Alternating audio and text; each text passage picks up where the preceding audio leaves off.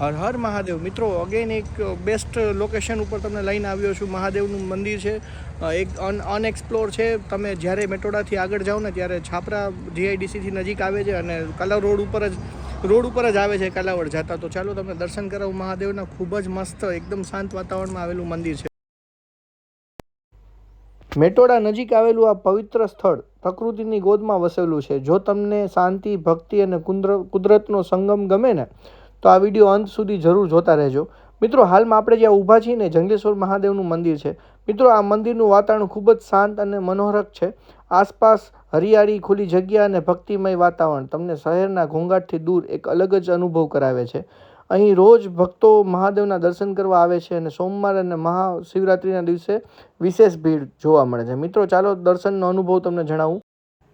મંદિરમાં પ્રવેશતા જ એક અલગ શાંતિનો અનુભવ થાય છે. મિત્રો, ભક્તો અહીં પ્રાર્થના કરે છે અને મહાદેવના આશીર્વાદ મેળવે છે. જો તમે રાજકોટથી મેટોડા તરફ આવતા હોય ને તો થોડોક સમય કાઢીને અહીં જરૂર આવજો.